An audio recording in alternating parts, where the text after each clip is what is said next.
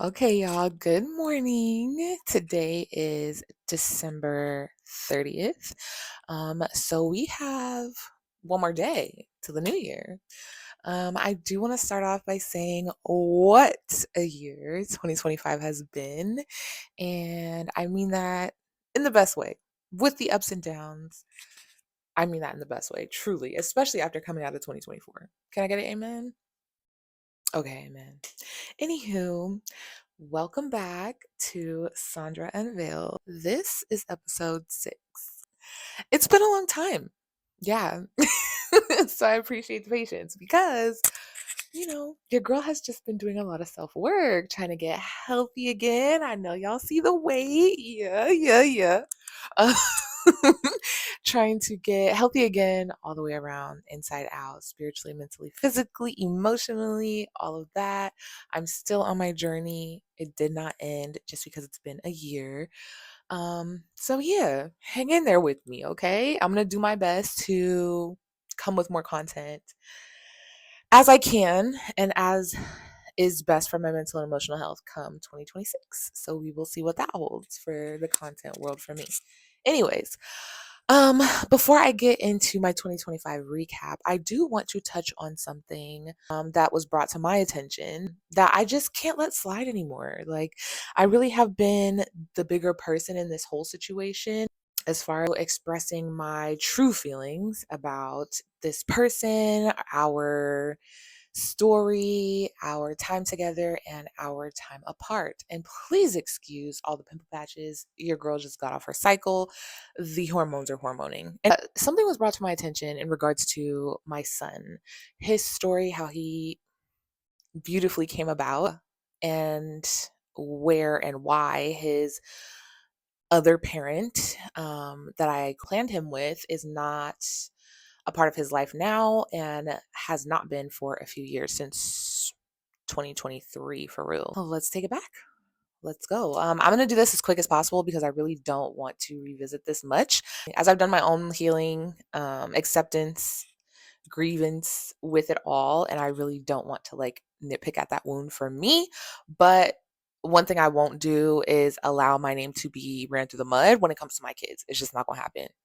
Period. We went through insemination to create my son. But we were in love, we were engaged, and we wanted to expand our family. At that very moment, I didn't plan on having more children, but my fiance really, really wanted a child, and she convinced me to expand our family.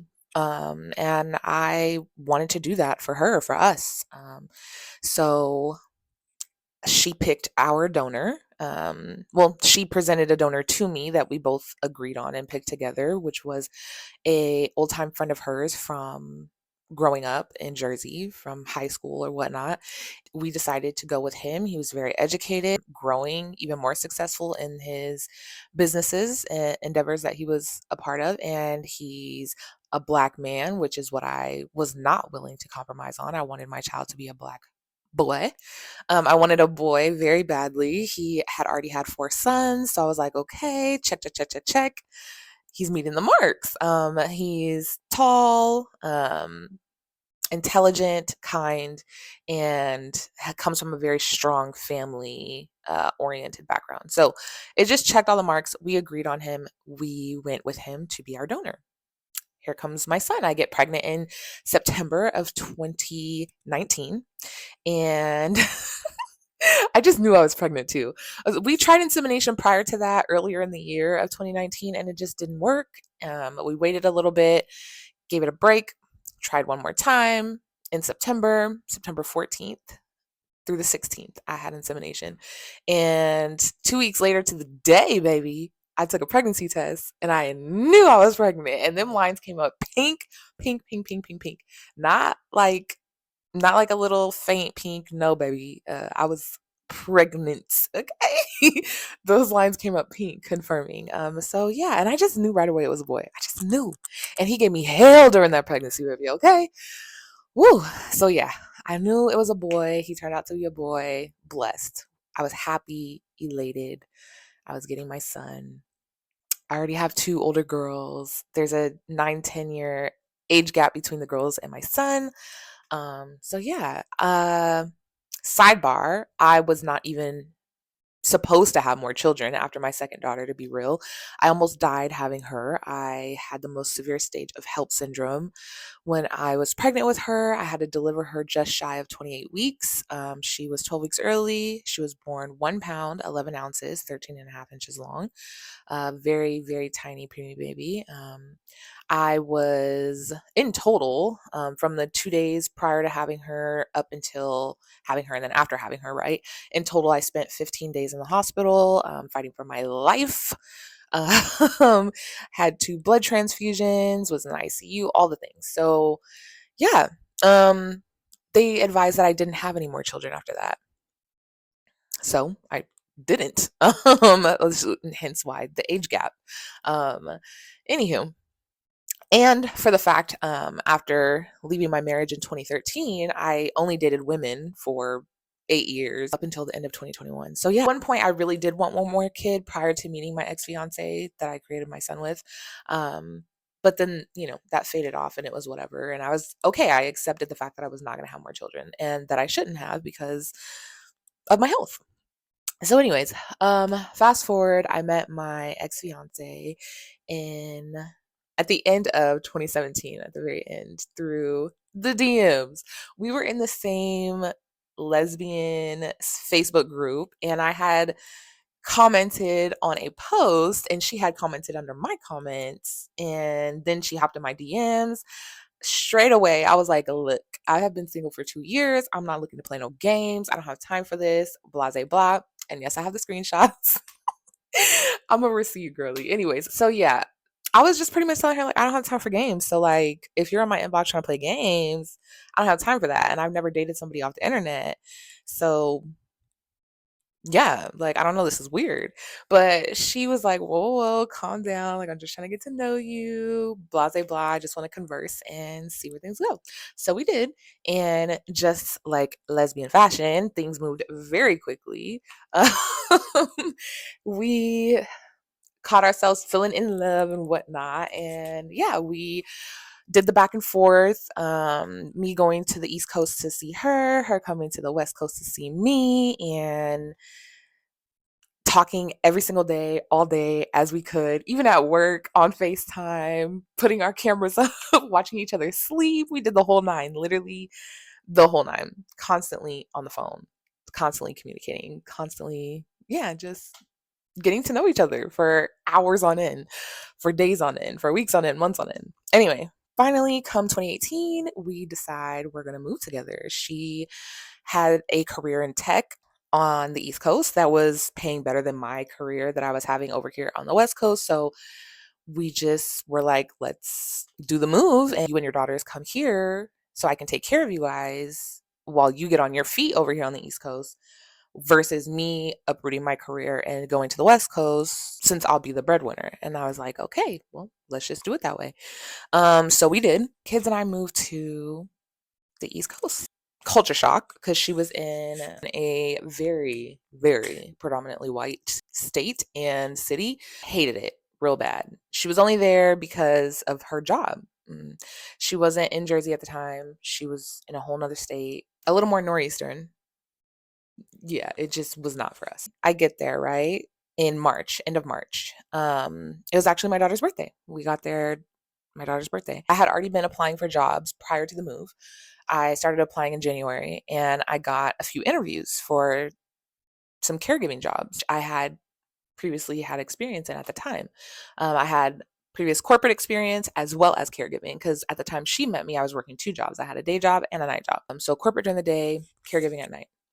I come into town and I have my first interview literally like 2, 3 weeks after I moved to be with her. And she had already had the girls set rooms set up. She bought them beds, she bought them bedding.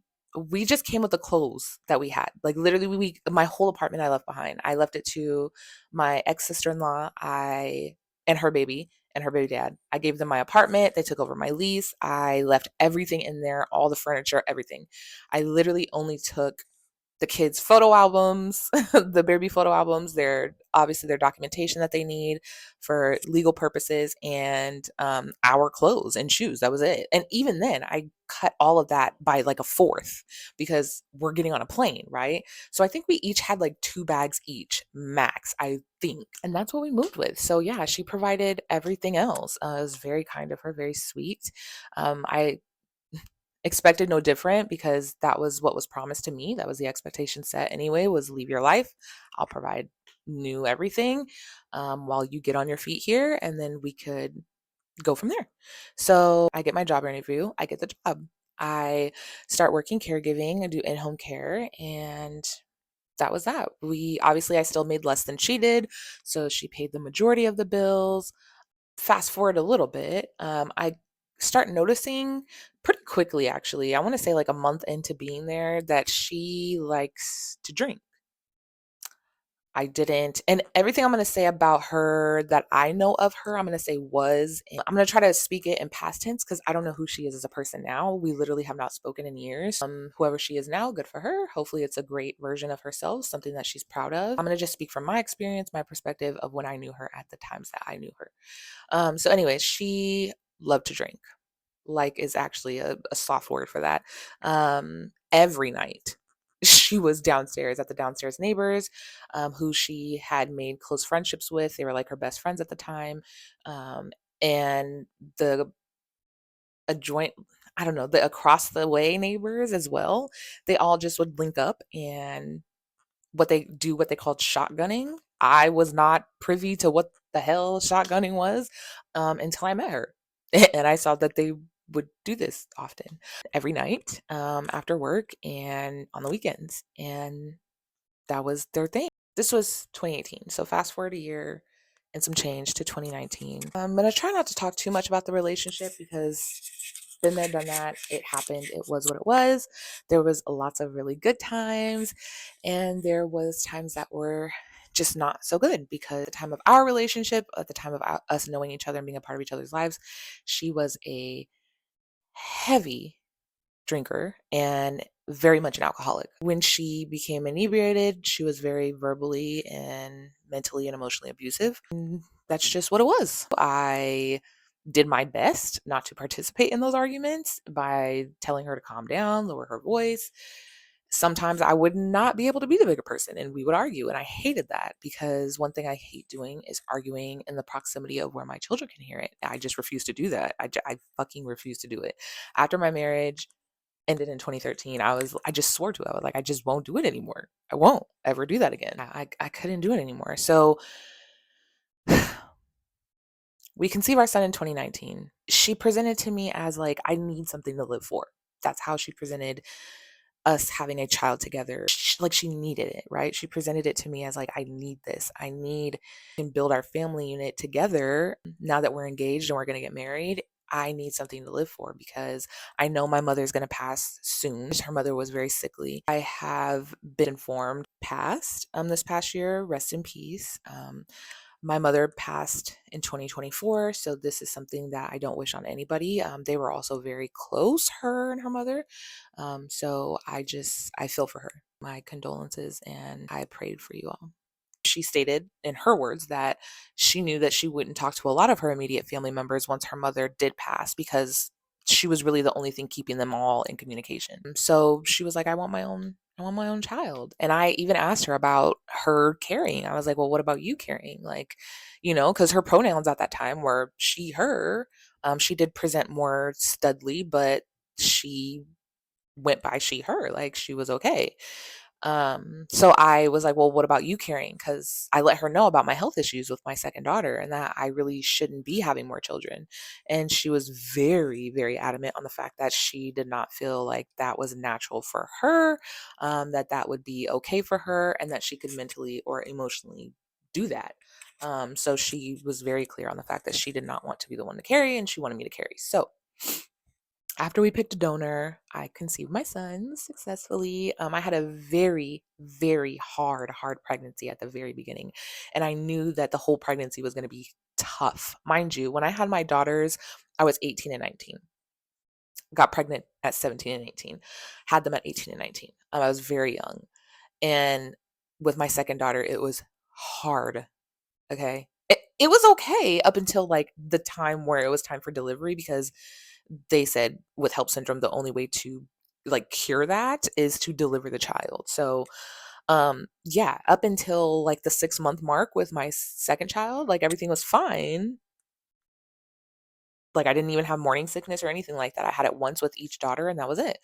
But with my son, like it was almost as soon as I found out I was pregnant, like vomiting violently, viciously for months. So the first 5.5 months, I just vomited profusely. I lost 21 pounds pregnant with my son. Didn't gain weight until the very, very end, but lost 21 pounds. And even that wasn't even like I didn't go over my pre baby weight pregnant with my son, even at the end of it, because I had lost so much weight at the beginning. But, anyways, was very sick, very depressed because my fiance, who had promised me that she would be nothing like my baby dad's and not absent whatsoever, but very attentive, very loving, very doting, was what was promised to me if I had a child for us, was not that. She was very deep in her addiction. She was just very deep in her addiction. The alcohol was utterly consuming her, and I don't know if it was because of how sick her mother was getting or it was because of all the responsibility she took on by taking me and my girls in. I don't know. I can't speak for her, so whatever. But she fell into depression as well. She gained a lot of weight. She started drinking even more than what she was when I first moved there. She just had no motivation. I don't know. So during my pregnancy, I did not get doted on. I didn't have the attentiveness that I was promised. I didn't um even have her holding a trash bag while I threw up, or her holding my hair while I threw up while pregnant with her son. Um, my daughter did that. My oldest daughter, she was my bestie during that pregnancy. It was so hard. My son, like, rarely ever kicked for anybody else. He only consistently kicked for my oldest daughter and myself during that time. And I think it was just because he was familiar with both of our energies, both of our voices, because we spent a lot of time together while I was super, super sick. Um, so, yeah, my daughter was definitely my right hand man when it came to caring for me and her brother during that pregnancy. And I appreciate her so much. Thank you, girl. You did that because it was hard as fuck for me. I was like withering away in illness, and she definitely did all that she could to make me feel good. So, yeah, fast forward, I'm just getting more sick. Like, my blood pressure is rising, my liver enzymes are getting a little wonky. So, it's starting to resemble the symptoms that I had with my second child when it comes to developing HELP syndrome. So, it was more in the preeclampsia area. It didn't get to HELP, which is great. I thank God, because the chances of fatality when you develop HELP syndrome a second time, the percentage is so high for the mother to pass as well as the baby. It's high the first time, but it's even higher the second time. So I thank God that it didn't develop to HELP syndrome, but I did develop preeclampsia with my son. So as those symptoms were starting to show, my doctor's appointments were becoming biweekly at that point. And I just told her, I was like, I'm depressed. Like, you're not holding up your end of the bargain when it came to being a partner in this pregnancy, and I want to go home. Like, I want to go home. I've been depressed for over a year now, being here watching you drink every day and play video games all day and all night. Thought I would really have a partner, and you didn't give me what you said you were going to give me. So I want to go home. Like, we can still be together, but I want to go home where I have even my smallest support system, which at the time was my best friend, my childhood best friend, my second daughter's grandmother. She has always been such a great support system for me, with all of my kids. Well, with my oldest child and her grandchild, even though my oldest is not hers, she's just been amazing. Um, and I knew that she would be amazing with my son. So I was like, I just want to go home because that's where my little support system is. And I need that. Like, I need the familiarity back. I need to feel that love. I need to feel that support. That's just it. And that's all. I want you to move me home. So we agreed on it. Like, if we're going to stay together and we're going to raise this baby together, I need her, one, to move me home. And two, she really needs to work on getting sober. Like, cut the fucking alcohol. You're at this point she was in her late 30s. You're pushing 40. Why is this still an issue? And you're trying to start a family and all of that. Like, I didn't know that she was an alcoholic prior to moving with her, which I guess that's my fault. I should have, I don't know, spent more time going back and forth to spend longer periods with her, before moving my children and I over to the East Coast and uprooting our lives, so I could figure out her ins and outs. So whatever. I was young. I was in my mid to late 20s, and it was what it was. Like, it is what it is. So I take accountability for not taking more time to get to know her prior to moving my children and I there. That way I could figure out that she was an alcoholic. But I also wish that she would have taken accountability and been honest. She was not honest. When I asked about, you know, criminal records, do you have prior children? Have you been married before? Any addictions? I asked those questions. That's just me. I'm a very inquisitive person. I am an overthinker. I watch too much true crime. So yeah, I ask all the questions. And when I had asked that question about addiction, it was not presented to me as an addiction. She just stated, "No, I don't have any addictions. I like to drink here and there, just for fun. I'm a fun drunk. I like to drink here and there after a long day of work." Okay, well, here and there to me is like my here and there, right? Like maybe once a month with a nice dinner or after a long week. I don't know. Not every day, every night. So, yeah, I just wish she would have been more transparent, and I would have been more patient and done my due diligence in figuring that out. So, anyway, so come March of 2020, we hit the road. We get in our cars. She's in her car, I'm in my car. My daughter's grandma, the one I was talking about from just a little bit ago, my support system, my second daughter's grandma, she flies in from Oregon to the East Coast. She helps us drive back from the East Coast to the West Coast. We drove. Yes, I was 7 months, 7.5 months pregnant, and we drove from the East Coast to the West Coast. Cars packed to the fucking brim. Okay, to the motherfucking brim. And moved us to Oregon. Mind you, this is 2020, right? So the pandemic is gearing. It's kicking up real, real, real, real, real quick. This is March 17th. We get to Oregon. March 20th or 21st of 2020, United States shuts down. We're in quarantine, full blown. So we're barely a couple days into our new place, which thankfully was right next to, we moved into the complex right next to my kid's grandmother. Love that for me and for the kids, because that was literally what I needed. I needed that help and that support. So we were in full blown quarantine, which kicked off even more stress for me, right? Because now we're in quarantine. She is now, the roles have switched. So I was super depressed in the East Coast where we were, because I was away from my friends, my family. I had no friends. I had made no community over there while I was there. It was just a culture shock. Like, there was no, I will say, like, in my everyday life, I have one non person of color friend, and that's my best friend. Other than that, like, my circle really consists of people of color. That's my comfort. That's where I feel safe. So yeah, I just didn't create friend groups over there. It was just work and home. Like, that's all my life was, and I was so depressed. So once we moved to Oregon, the roles switched. She became the one that was feeling secluded because she didn't have her drinking buddies with her anymore, the friends that she had made in that state, the colleagues that she had made friendships with in that state.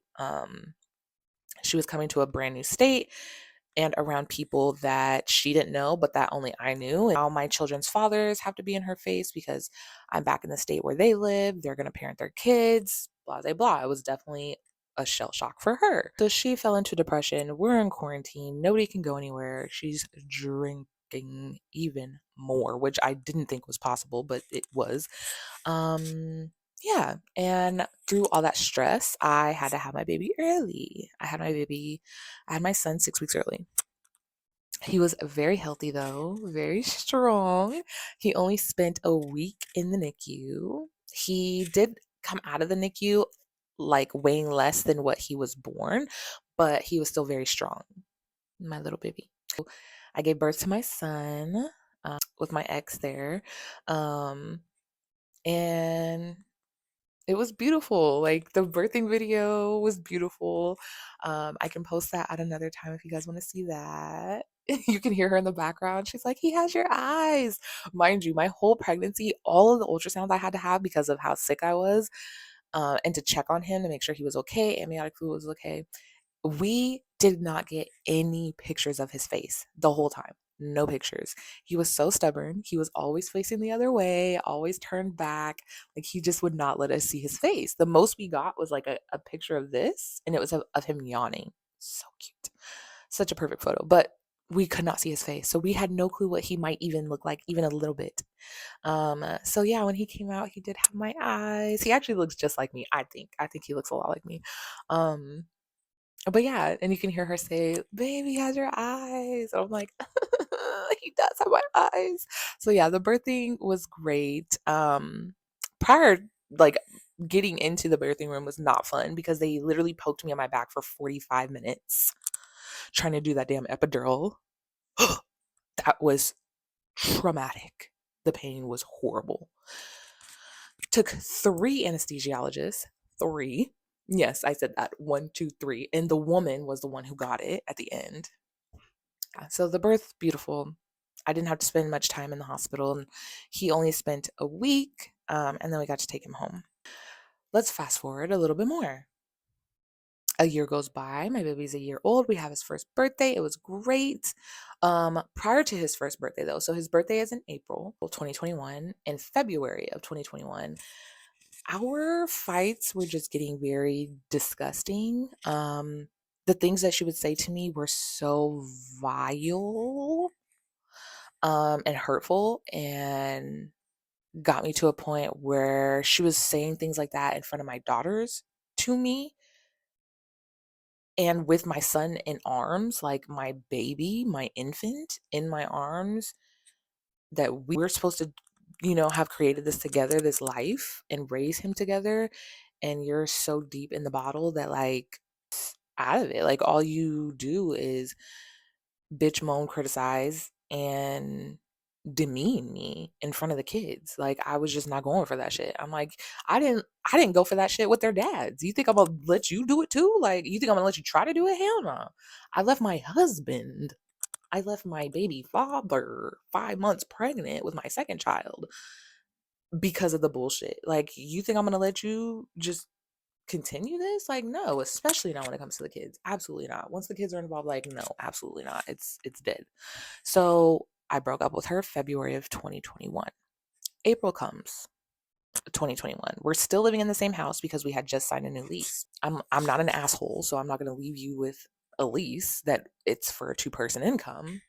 I'm gonna stay here. If you want to leave, you can leave if you want, but I'm gonna stay here and do my best to pay for this lease. Like, whatever. So we just decided to stay in the same household. April comes, we have our son's birthday, we spend it together. He has a great birthday. It was beautiful. Family, friends came. It was wonderful. Fast forward a little more. We're still broken up. She's doing her thing. I'm doing my thing. November of 2021 comes. We're discussing, when are we going to be separating households, because our lease is going to be like, they're going to send us a new lease again. It's coming the end of the year. Obviously, we're not going to sign a new lease together. So what's the plan? We always said whether we stayed together or broke up, we would still co-parent our son together. This was even prior to pregnancy happening. So, like, what's the plan right now, though? Like, who's going to move? Who's going to stay here? And what cities are we going to live in? We were all staying in Tigard. She stated that she was going to stay local. She'll probably move to Portland because that's where her job, was near. And that's where a lot of tech opportunities were going to be. So, and she could go to school if she wanted to. She could go back to school. So she was saying that she was going to stay in Portland. I was like, okay, great. That's not too far.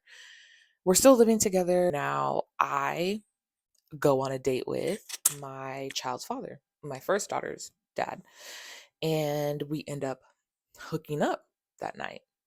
I tell her the very next day, I'm like, look, this happened.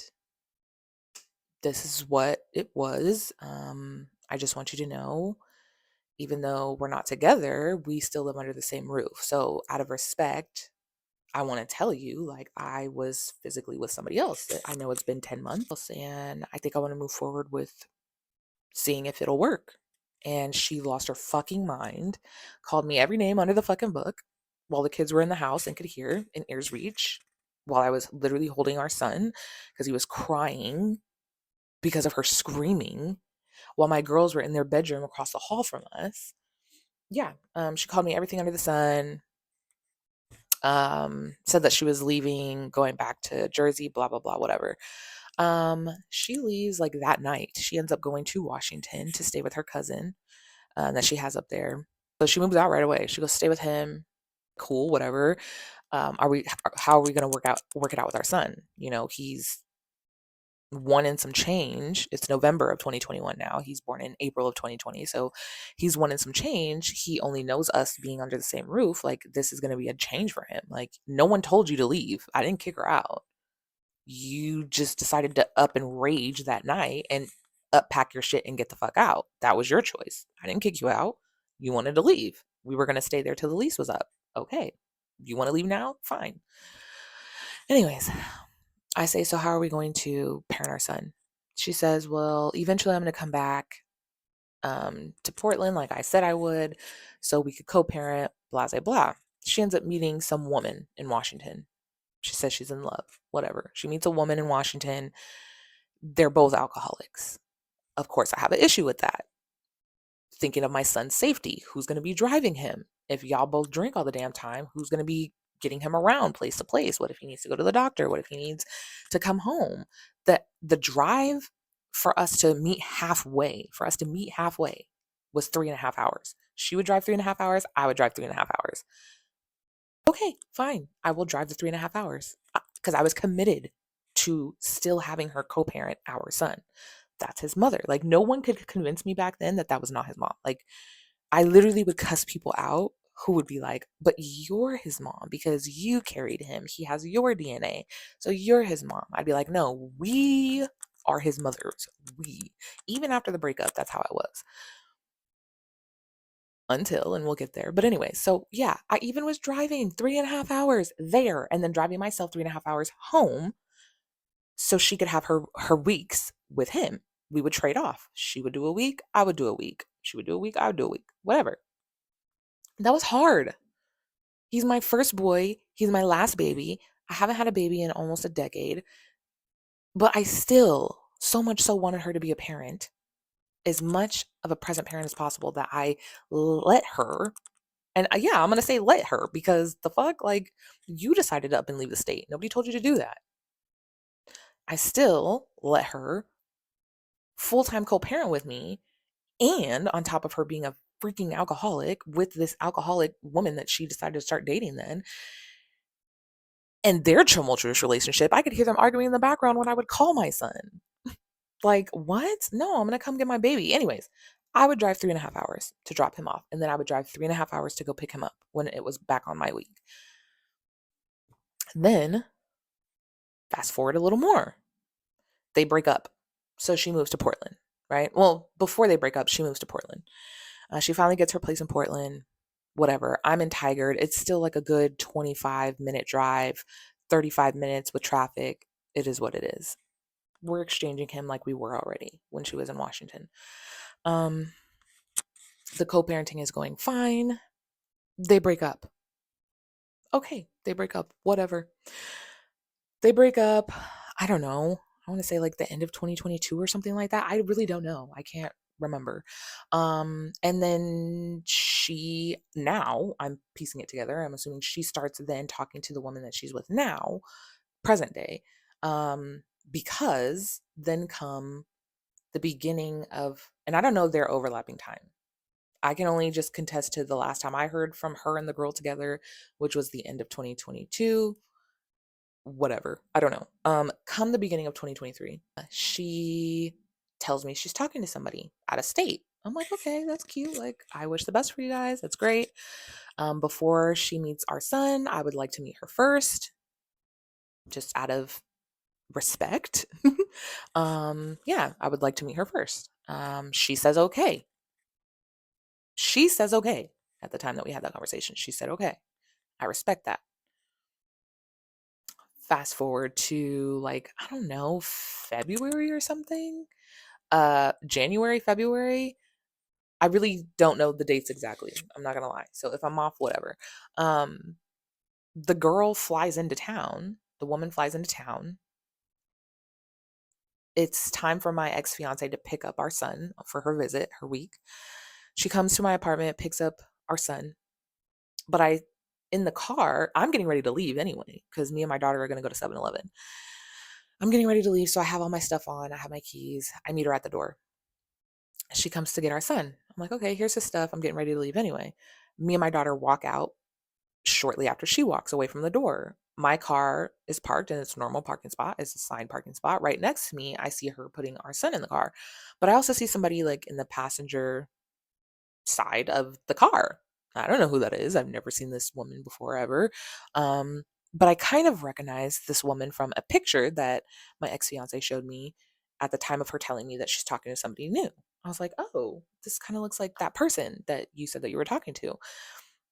She says nothing to me. She literally finishes buckling our son as I'm walking up to my car, which is parked right next to, like, they're parked right next to my car. Um, and she drives off. She doesn't stop. She doesn't try to say, oh, hey, there's such and such in the car. I want you guys to meet before I drive off with our son, since that's what we agreed on. Doesn't try to do any of that. Just literally almost speeds off, like backs up out the driveway quickly and drives off. I'm standing there dumbfounded because I'm like, who the, who the fuck was that in my driveway? Like 10 feet from my door, because that's where my parking spot is. And like with my son in the back of the car. Why would they not come to my front door? I don't understand. Like, you brought them to my house where I lay my head. Why would this person not come to my door and introduce themselves? So I asked my daughter, I'm like, did you see that?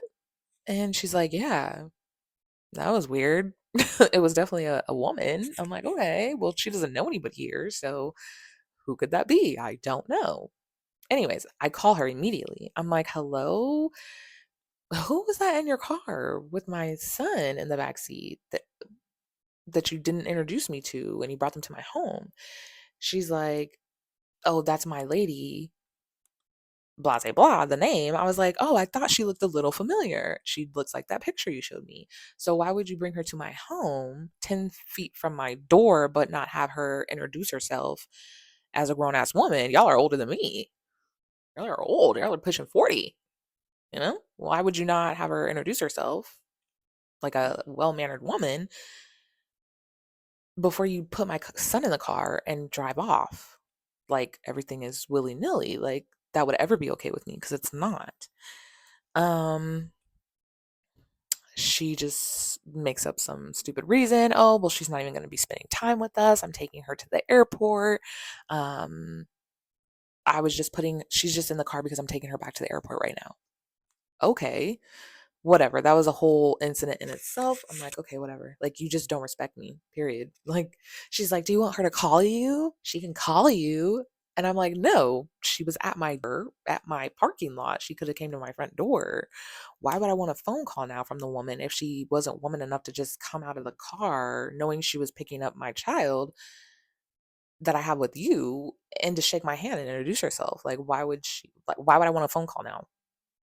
You were just at my house. No. So that was that.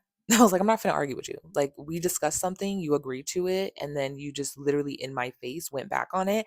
Thought you could be sneaky because you thought you were gonna put our son in the car quicker than what I was gonna get to my car and see you guys. But that wasn't the case. I got to my car and I was able to see that you literally had her in the car. Whatever. So that whole dynamic of like her and then trying to parent with my son was already like on the rocks. Like, that was it, just started off bad. So they drive off. It's whatever. She keeps my son for her visiting time. I don't talk to her until she brings him back. She brings my son back for after his visit. I think she had him for like a week and some change. She brings him back, and then she I ask her, I'm like, okay, well, so yeah, what's the scenario? Like, what's going on with the situation? This is like February. I'm asking about this. She tells me, oh, I'm moving, by the way. I'm going to be moving. My lease is coming up. I'm going to be moving. And I'm like, okay, well, where are you going to move to? Like, is it going to be far? Is it going to be closer to Tigard? That way we're able to exchange our son easier or what? And she's like, no, I'm moving out of state. I was like, oh, I thought we talked about this. Like, we were not going to be living out of state from each other, especially while our son is so little, because we want to be very present parents for him. Like, we had these discussions prior to conceiving him, like, and after conceiving him. I thought this was the plan. She says, well, things changed. I met somebody. I'm in love. I want to move to California. I was like, wow, okay, California. Like, we both have careers at this point now. Like, I'm deep into my corporate career and she's in her tech career. So I'm like, so who's going to be taking the time off to be flying back and forth to exchange our son? Like, what are we talking about right now? California. And she's just like, well, yeah, that's just what I'm doing. I'm like, okay. Excluding all the headache details that was in between all of that, all the arguments and whatever. She moves to California in March. Fast forward to July. So from March to July, mind you, I skipped some. I had postpartum depression with my son. Bad because of all the arguments and all the fighting and her addiction and me just trying to cope and be the bigger person the whole time. So we're not arguing in front of our kids. And then the breakup, which was super disgusting and messy. She drugged me online, said disgusting, vile, untrue, horrible shit about me during the breakup while I was dating my child's father, was saying horrible shit about me, shit that I would never say about her, like shit you just don't say about people that you say that you once loved. It was disgusting. And I have the screenshots for that too. So anyways, just in case there's more denial and less accountability taken on that end, I always keep a screenshot or hundreds. So anyways, I do have the proof for that. So yeah, she was disgusting during that breakup, even though she had her own relationships that she was going through too, mind you, during that time frame. She went through two different relationships while I was in my one up until the end of 2023. Anyways, so yeah, fast forward a bit. She moves, and then it's like July. I'm telling her, like, I'm still very depressed. I reach out to her. This is what led to her no longer being in our son's life. I reach out to her. I'm reaching out literally like every month since she moved. Those breaks of her having our son for the week at a time that she did, and then I'd have him my week, were what was needed during my postpartum depression. Like, I needed that because he was a very high, what do you say that? High needs child. He needed a lot. And I was already raising two other children who are grade school kids, helping with homework, doing all the things, co-parenting with their dads, as well as trying to raise my son and then co-parent with his mother, who was being so very difficult at that time. So after she moved, the phone calls became distant. The FaceTimes became distant. She hadn't seen him. It had been months that she had already been there, from March till now we're in the summer. She hadn't seen him, hadn't made an attempt to fly back yet to spend time with him or anything. Get a hotel room, spend a weekend, whatever, nothing. So July comes of that year, and I'm like, look, I am viciously depressed. Like, I'm depressed. I need a break. Can you please take our son? I'm like boohoo crying to her, boohoo crying and cussing. I'm like, I need a fucking break. Like, I was literally losing my mind. I'm like, I need a break. Like, I need you to take him. Can you please take him for whether it's a few weeks, a month, whatever? I just need you to take him for a little bit of time so I can get myself back together, reset, and be okay for him. She's at the mall at this time. We're on FaceTime, and she's just strolling through the mall with her bags, and she's like, no, I can't take him right now. And I'm like, well, why? Like, you're one single person. I have two other kids here that I'm also trying to raise while trying to raise our baby, our toddler. He's a toddler at this point. He's high needs. You know this. And you promised me over and over again that you would not leave me to raise this child alone. Like, that was the whole point of me having another baby. Risking my life, risking my health, risking my life to have another baby. That was the point, because you made all these promises that I wouldn't have to do it alone like I did with my kids' dads. What do you mean you can't take him? I'm asking you for relief. I need you to take him. She flat out tells me no. She says because she's rebuilding her life in California that she doesn't have the time to take our son. Cool, cool, cool, cool, cool. So as I'm rebuilding my life with my smallest child's parent now not living in the state, working a full-time job, taking care of two older kids and taking care of a toddler by myself. But you don't have the time as a single individual, a single human who just moved to California for love. Great, that's wonderful. You have no other responsibilities. You can't take your son? You can't take your son for a little bit? No? Okay, cool, cool, cool. So then I send her text messages. Of course, I'm cussing her out. Like, what the fuck? I'm losing my mind right now. Like, are you cool? Like, you heard me on the phone sobbing, literally begging you to take our son. I'm losing my shit. Like, literally, I'm sobbing, talking about, I just need a break. I just need a break. So I text her. I said, for my well being and for his safety, I need you to take him, even if it's just for a couple weeks. Please. She again tells me no. Then she has her girlfriend call me to tell me they can't take him right now. They can't. Cute. Cool, cool, cool. Yeah. So of course I lost my shit. They got cussed out. I'm not gonna sugarcoat that. Absolutely, that's what happened. Um, and yeah, after that, after we argued, she got her sister involved through a fucking group text message. She got cussed out too and blocked. Yeah, so everybody pretty much got blocked. The girlfriend, the sister, the mama, everybody got blocked except for her. I left her unblocked. But I let her know. I said the next time you contact me, come correct. Cause like, what do you mean you can't help me raise our son? Our son. What do you mean? He's your son. Um, didn't hear from her. That was July. Didn't hear from her at all for months. Not a phone call to our son, not a FaceTime to our son. You could always call and just be like, let me talk to the son.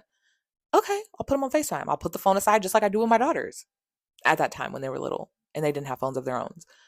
I'll put the phone to the side. You have your conversation. Once you're done, hang up, whatever. I don't got to talk to you. But for you to completely stop reaching out to your son completely, and I told you for his safety, I needed you to take our son. And you told me flat out no, and then didn't call again, didn't text, didn't inquire about his well-being, his health, his life. After I told you need your help. I need you to take him. You just decided to ghost because you were mad at me, because you got cussed out, because you weren't being the parent that you promised that you were going to be to him, because you're in love and you're rebuilding your life in California. Like, what? Be for real. So you didn't reach out. She didn't reach out. This was July. She didn't reach out. Here comes December. My second daughter's grandmother. She reaches out to me and she goes, oh, hey, so and so. I'm not going to use her legal name, but I will use her alias, Zoe. Zoe reached out to me and wants to know what your guys' son wants for Christmas. So this is December.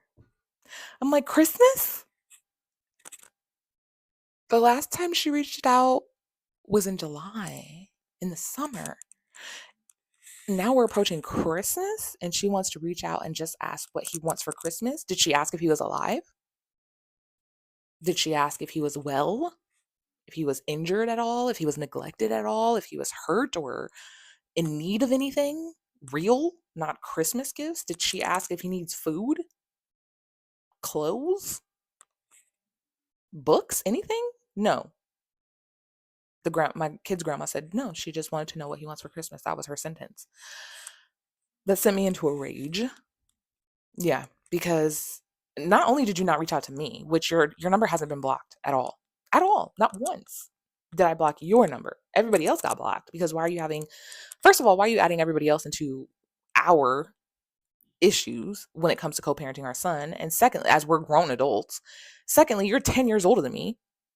And you need other people to fight your battles when it comes to communicating with me, because why? I don't know. Whatever. Grow some balls. Anyways, and then thirdly, like, why are you reaching out to my kid's grandmother in regards to Christmas gifts when I literally reached out to you regarding our son's safety, and you told me fuck you no, flat out, and then decided not to reach out again for months.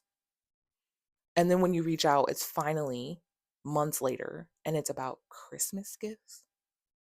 How do you even know he's still here when you left him in the mental state with me, in the mental state that I was in? How do you even know he's still here? You didn't ask about his well-being, if he was okay, if he was nothing. You have not asked about him at all in months. Haven't sought out about him. Haven't heard his voice for your own. As a mother, me as a mother who has two prior children, I would never do that to any of my kids. Even when she had him for her weeks, I called my baby every day. She hated it. You don't always have to call him. He's with me. He's safe. He's my child. I'm going to call him every day. I want to hear from myself he's safe. I want to hear from myself he's okay. I want to see for myself he's well fed. I want to see for myself he's been bathed and changed. So I called my son every day that she had him. You went months with no contact after his mother told you, I need you to take him for his safety. And then you want to reach out about Christmas gifts? Girl, go to hell.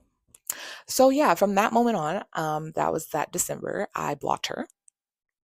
And um yeah, she has not been able to contact me or my son or have any doings with him since then. Mind you, after all that, she never filed paperwork to try to get joint custody or visitation of our son.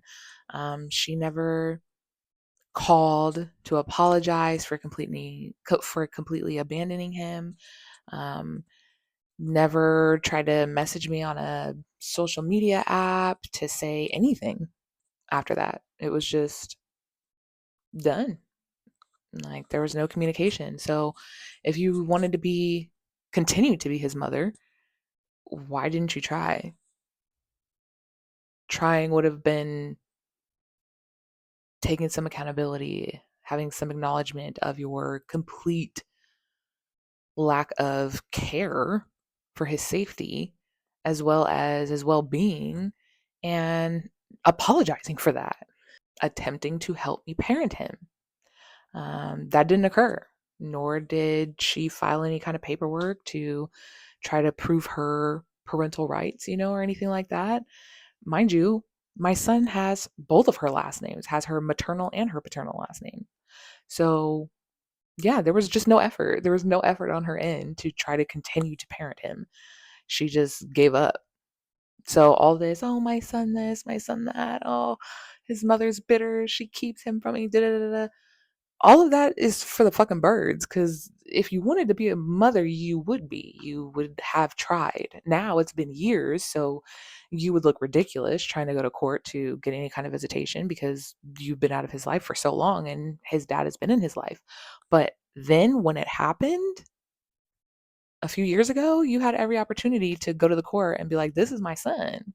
Here's all the proof. You have all the photos. Social media had all the photos, all the videotapes of our relationship, of our journey through conception, of our birth, of the first, year and a half of his life, of you being present. Back then, you probably had a fighting chance. You didn't fight. So to me, that shows you didn't want to be a parent. So why choose a parent who doesn't want to be a parent? No, I'm going to reach out to his stable father who didn't necessarily want to be a parent then. He wanted to be a donor, not a parent of a new baby, but who, with open arms, accepted that responsibility, took it on, and has been helping me ever since. Come that new year, 2024, I reached out to my donor, my son's biological father, who we don't call him donor anymore. That's my son's dad. I reached out to my son's dad. Like, I just called him, cried once, boohooed to him, told him what happened with Zoe and I, and told him what happened with her falling off the face of the fucking earth after me reaching out to her the same way, crying, and said, I need you to please relieve me of our son for a little bit so I can get some therapy, I can get medicated, and I can get back to good health mentally, emotionally, physically, so I can parent him properly like he needs and like he deserves. Tell me why that man didn't hesitate. Mind you, he owns businesses over there on the East Coast. At that time, he was coming out of being a firefighter too, on top of his businesses. He has 4 other boys that he parents over there on the East Coast. He has so much going on, right? And it was never meant for him to be a part of my son's life, ever. He was just supposed to be the donor. I cried with that man once. He said in a couple months, like in a couple months, I can take him. Let me situate some stuff here. Let me get my business being able to be run by other people while I can, take him and give you that relief that you need. Like I can hear it in your voice. He didn't hesitate. He said, just give me a couple months. We did, of course, video times and phone calls in between that so my son could get acquainted with him. For months, we did video chats and phone calls and his family and his mother, his grandma, his brothers, all that. So, yeah, a couple months went by. Summer came. He bought that plane ticket for me to bring my son to him in Maryland. I brought my son. Like, he turned his life upside down. None of the people in his life knew that he donated sperm to be our donor. So nobody knew he had this toddler, this 3-year-old just out and about in the world. Nobody knew that. Like, my son's 5 now, but yeah, nobody knew this. And so he had to tell everybody in his life. So imagine how that uprooted his life. But he told everybody about our son, all the people who needed to know, right? In his personal, immediate life. He had my son for, I'd say like 2 months. It was like 2 months and a couple days. It was beautiful. Like, it was literally amazing. He had my son and he got to bond with them. My son got to bond with his other family member. Family reunion. It was a whole thing and it was beautiful. So, anyways, long story short, that's what happened. I mean, it's not long story short. This is long as fuck, but that's what happened. Like, I reached out to her and I needed help because I was mentally and emotionally drowning and trying to parent our son by myself, which I never planned to do. And I knew I couldn't do it. And we had these discussions prior to conception. And she said I would never have to do that. But then she left me to do it by moving to California. And then when I reached out for help, crying, begging, boohoo, she told me no and left me to do it alone. Who was experiencing postpartum depression deeply, to raise him without her even checking in on him for months. And then when she did, she had the audacity to ask about Christmas gifts through a third party. She didn't even reach out to me directly to talk to him, to hear his voice, to see his face, nothing. Just, oh, what Christmas gifts can I send? Through a third party. Insane. And all I had to do was reach out to his donor one time, who had never met him, who had never seen him, who had never been a part of his life, who wasn't in the delivery room with me, who didn't go through the pregnancy with me, who didn't go through first birthdays, second birthdays with me, who didn't do any of that. Just a man who donated sperm. I reached out to him once about taking him and he did not hesitate. And he took my son immediately. And he's been taking him every summer since. So he calls him constantly. He FaceTimes him constantly because obviously we're on different coasts.